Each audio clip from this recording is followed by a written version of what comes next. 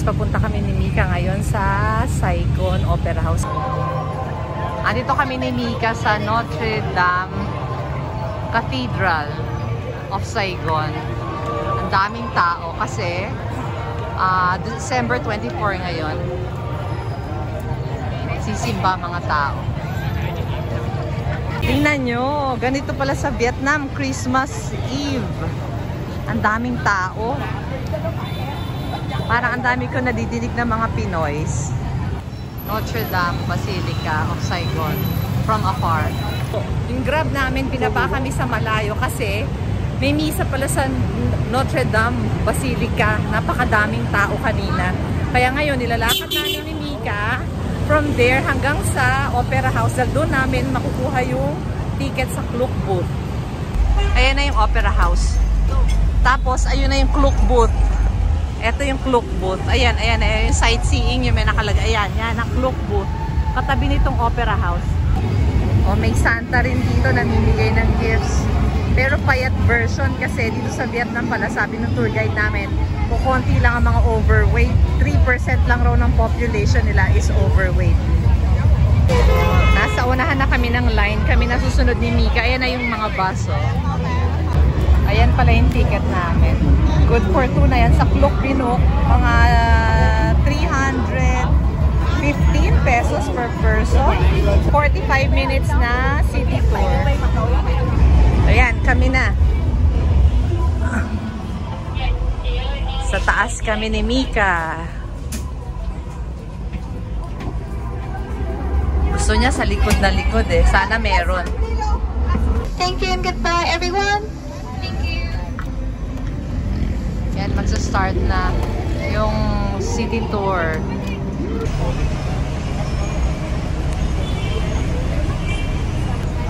May Lacoste pala dun, no? Malaking Lacoste store. Hindi ko nakita yun lang. Ho Chi Minh City Tour. Night tour.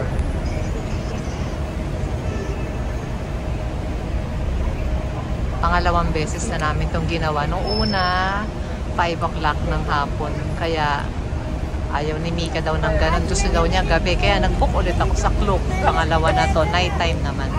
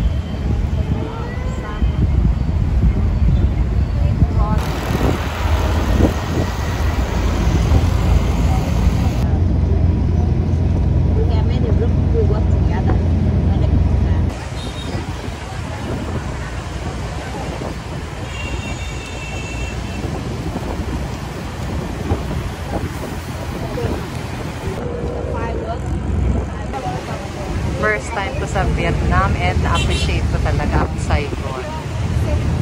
Napakaganda. Happy New Year everyone! Medyo umambon kaya bumaba kami ni Mika dito sa baba. Buti meron pang pwesto. Kasi mas karamihan pala ng pasahero. Mas gusto nila sa taas talaga ma-experience yung double-decker na bus. Ayan yung famous na Kong Cafe dito. Buti nakatry kami ni Mika. Doon kami sa may Pink Church. Parang mas maganda doon. Malapit na kami bumaba dahil 45 minutes ride lang to. Tour around the city at night. Sa Klok. Ayan ang nightlife ng mga Vietnamese. Ganyan. Ma-nightlife din sila dito eh. Oh. Marami silang mga bars. Tsaka maraming nag-hangout sa labas, nag-iinom. Masayang bansa din. Traffic, grabe. Tingnan yung dami ng tao. Ayun oh. Oh. Tapos ayan ang Notre Dame Basilica. Kaya ma-traffic kasi Christmas Eve nagsisimba ang mga tao. Pero karamihan dito Buddhist. Pero syempre may mga Katoliko rin. Nakasakay pa kami dito sa bus, double-decker bus. Grabe sa dami ng tao dito sa Ho Chi Minh. Lahat ng labasan yata dahil Pasko.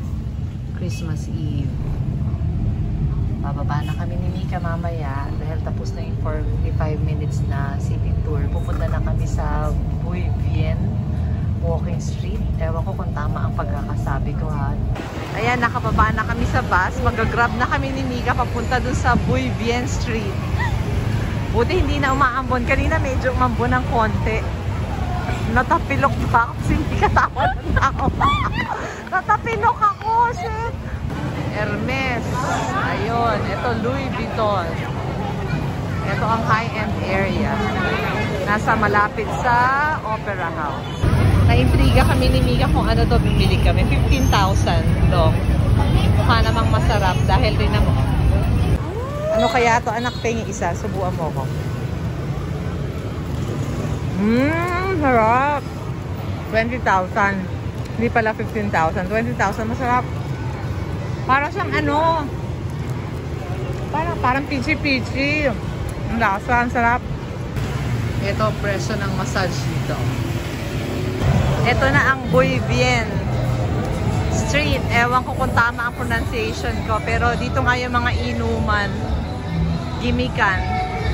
Ito ang gimikan nila, oh. Parang may party-party pa yata. Ang Vietnam pala, pag ganito, lahat ng tao nasa labas. Di ba sa Pilipinas, usually pagka ganito, nasa loob na naman kanya-kanyang bahay. Sila hindi nasa kalye lahat. Party-party sila dito.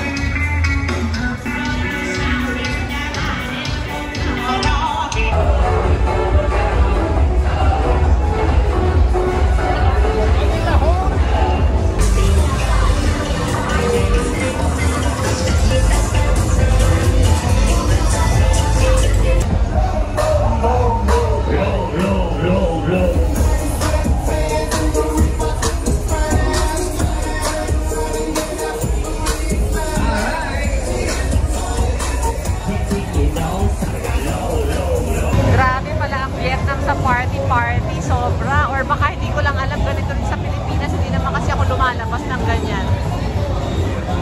Dito kami pumwesto sa medyo hindi ganun karaming tao. Kasi doon nakakatakot. Baka mamaya magkagulo eh. Ang dami-daming tao, super. Dito kami napapwesto ni Mika. Kasi sobrang daming tao doon. Pahiram ako niyan. Ito, iinom ang bagets. Pinagbigyan ko na, Pasko naman. Ito lang in-order namin ni Mika. Tapos magbe-beer pa ang bagets. Pinagbigyan ko na, Pasko naman eh. Ito yung mas kalmadong lugar. Doon sa dulo, yung pinakaubungat. Grabe pala. Sobra. Dito yung medyo kalmado na. Dapat pala dito tayo kumain, anak. Eh, ayan, no? Grabe ang Vietnam pala, no? Napakahilig sa gimmick ng mga tao.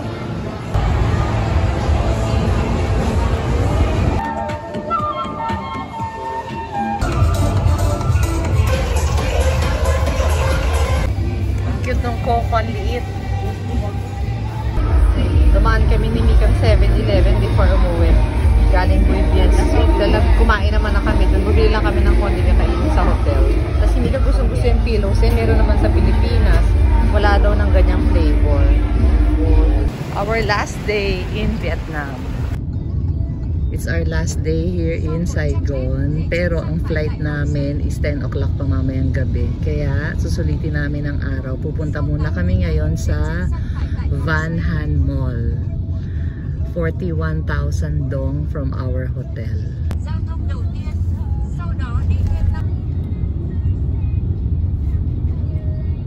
Masaya ang experience namin sa Vietnam. Kaya pwede talagang balikan tong bansa na to. Wala naman kaming na-encounter na naging problema or yung mga Vietnamese, mababait silang lahat. Ano kaya ito? Parang temple yata yan eh. Nako. Oo nga, mukhang temple.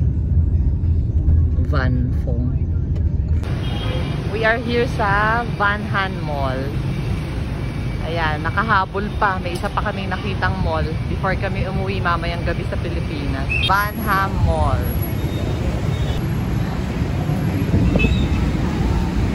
Hindi naman kami pwede nang bumili kasi sarado na yung mga maleta namin. Puno na siya. Kasi pa naman bumili akong salakot. Paano namang hindi mapupuno? Ito. Van Han Mall. Where? Ayan, there's Jollibee dito. Na-miss namin ng Jollibee. Anak, let's eat na lang sa Jollibee, pwede? Baka may burger steak. Gusto ko ng burger steak, ha? Can we eat Jollibee? Ayan, no, maraming floors. Nakalagay sa Google, parang biggest mall to, eh. Oh, ayan, tingnan natin, check natin. Malaking mall siya, pero hindi high-end mall. Kasi ayan, no, tingnan nyo, parang may tiyanggi-tiyanggi sa baba. Parang yung mga affordable na brands ang nandito. Kaya okay din siya. Baka sakaling meron pa kaming matsambahan na mabili. Pero may Uniqlo naman. Ayan. Ganyan ang mga tinda. Parang okay dito. Ma-enjoy mo din. Kasi marami kung anong mga local brands mukha ang tinda dito. O ayan, merong Adidas din. Sale 50% off. Si Mika nakabili ng Adidas. Ang mura lang. Kasi may less 10% pa siya. Ginamit niya yung Adidas Club niya. Pwede pala yun ina-honor kasi international siya. Yung sa Adidas niya na membership sa Philippines, pwede rin ditong gamitin. Ito lang ang mga naka 50% off. Si Mika nakabili ng Gazelle na kulay blue, dark blue. Yun, may typo. Yehey. Paborito namin ni Mika ang typo. Kahit na minsan wala naman akong binibili. Nakukitan lang ako sa mga items nila. O, may 70% off pa. Ayan o, Van Han Mall. Wala daw, walang nakita si Mika. Buti naman. Kakain muna kami. Hanapin namin ng Jollibee. Nag-crave kami sa Jollibee. Dahil puro kami gulay araw-araw. Gulay, gulay, gulay. Pa, tapos banh mi, at saka kung spring rolls, at kung ano-anong mga gulay. Ayun ang Jollibee. Yehey! Sabi ko kay Mika, Burger Laboratory na lang. Sabi niya, that's Loteria. Oo nga naman. At saka nakumain na kami dyan nung isang araw nung nando kami sa Vivo City yata. Ito, Jollibee kami. Yehey! I miss Jollibee. Burger steak. Sana meron. Jollibee in Vietnam. Diba? Why not? Nag-crave kami eh. Tapos, ito yung receipt, no? Parang mura lang naman. 170,000 dong. Tingnan ko mami ako magkano in pesos. Parang mga 400 pesos siguro. 400 pesos. Parang pareho lang. Galing nyo, pwedeng mag-personalize ng cellphone case dito na lang sa machine na to. Sana kaya ni Mika, parang gusto ko. Hindi ako pwede, sabi ni Mika, yan lang ang pwede. Yan lang ang mga model ng phone sa pwede. Elotec ako dahil iPhone 13 lang sa akin, tsaka 11. Hindi ako yung kagaya ng iba na bili ng cellphone na pinakabago. Tingnan nyo kung gaano kataas tong Van Han Mall. Sabi sa Google, ito yata yung pinaka biggest shopping mall. Hindi ko lang sure ha. Dito sa District 1. Ayun, may Sneaker Buzz, may Nerdy, may New Balance, Sony, Puccini, Giordano. Yan ang mga nakikita ko. Siyempre may Miniso. Walang ganyan sa Manila. Oh. Tapos kung meron man, napakamahal naman sa mga nagtitinda sa online. Inside Miniso to. Meron silang Sweet Candyland. Chicken feet. Di pa ako nakakatikim niyan. Ano kayang lasa niyan? Mini Good to. Sa Mini Good. Hindi siya miniso, mini good. Banana bread nila, korte talagang banana. Pag naman flavored toast ng watermelon, oh. Ang ganda ng mga presentation nila, no? Akala ko sa Pilipinas lang may Ace Hardware. Meron din pala dito sa Vietnam. Ito gustong store ni Mika sa Malaysia kasi meron sa Kuala Lumpur. Meron din dito sa Vietnam. Pero parang na-mention niya, meron na rin yata sa Pilipinas. Not sure kung saan. Pero parang sabi niya meron or magkakaroon na. Ayun siya. Kung ano-anong stuff. May mga food at saka mga small items. Small cute items. Yan ang mga hindi ko naman masyadong hilig. Yung mga cute items. Kaya lang minsan tambak na kasi sa bahay. Or pag binili ko, hindi ko alam kung saan ko naman ilalagay after. Madaming cute stuff talaga, no? Kaya lang, ang hirap talaga niya pag sulating sa bahay. Nakatambak. Pag dumami, lalong hindi mo na alam kung anong gagawin mo sa kanya. Yan yung parang national bookstore nila dito. Charles & Keith dito may pambata, oh. Parang dito lang ako nakakita ng Charles & Keith na may pambata. Charles & Keith kahit saan meron. Naikot na namin ni Mika buong mall hanggang sa taas. So, babalik na kami na... Ay, hindi. Magpo-coffee daw muna si Mika dun sa Highland. Coffee and then babalik na kami sa hotel. Kukunin namin yung mga gamit namin. Tapos yung hotel na ang magbibigay sa amin ng transpo going to the airport. Ito yung Highlands Coffee. Dito kami last stop na. Nagbago ng isip. Ayaw na mag-Highlands Coffee nang makita yung Moji. Ewan ko kung ano yung Moji na yan. Diyan na lang raw. Sa airport na siya magkakape. Pauwi na kami ni Mika. Ito pa natira kong pera. Milyonarya pa rin ako. Half millionaire. Ayan, no? 200,000, 100,000. O, half million pa yan. Pauwi na kami. Hindi ko naubos. Pauwi na kami ni Mika after 7 days and 6 nights. Papunta na kaming airport. Nag-check out na kami. 10 PM ang flight namin. Sana walang delay para makauwi kami agad ng madaling araw bukas na tama exact time.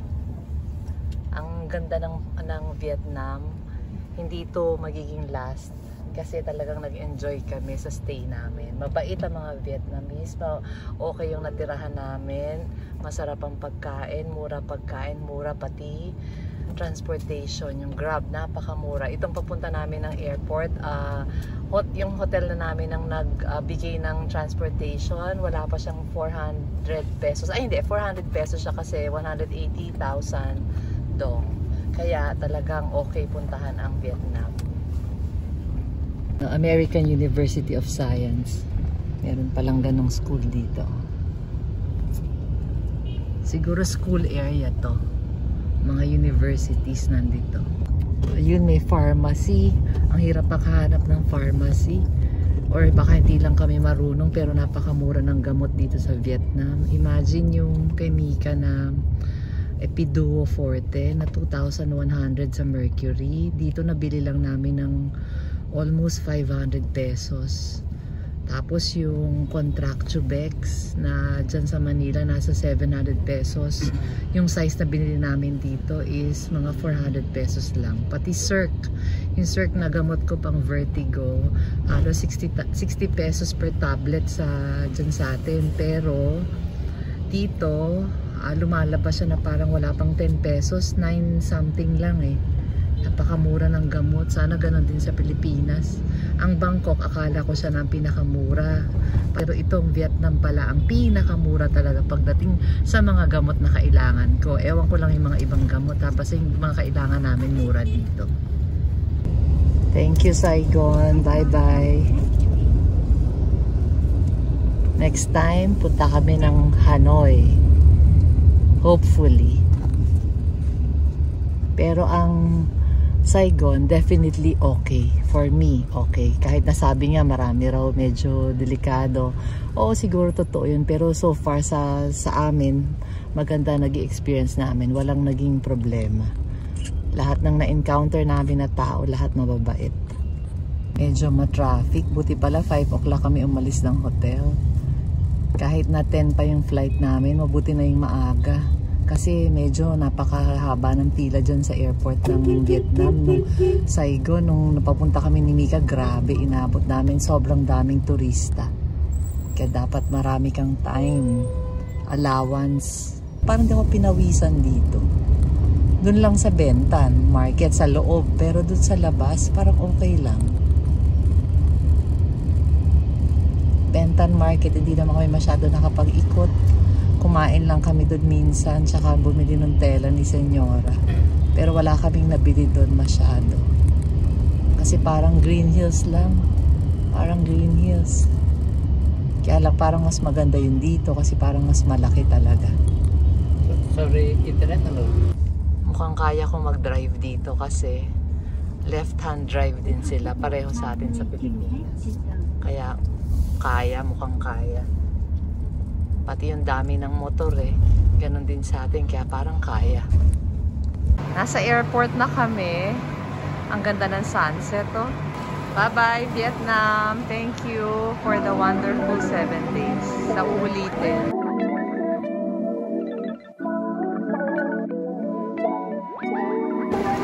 Si Mika.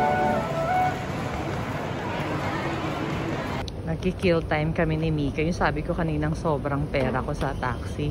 Na half millionaire ako. Hindi, inubos na lang namin dito. Nang kung ano-ano ang mahal sa airport. Pag sa airport ka na bumili, syempre sobrang mahal. Hindi lang double ang price, triple. Yung mga souvenir sa labas, dito triple na. Pati mga coffee nila, triple. Hanggang sa pababa, oh, meron palang kainan dito kahit nakababa ka na. Kahit sa waiting area, sa gate, meron pa rin. May mga souvenirs. Ayan. So guys, thank you for watching ha. Mag-aano na kami ni Mika. Papasok na kami sa gate.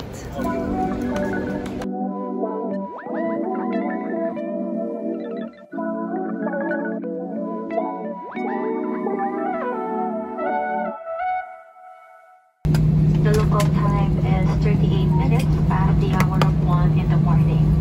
There is a time difference between Ho Chi Minh, Vietnam and Manila, Philippines, Manila being 1 hour ahead.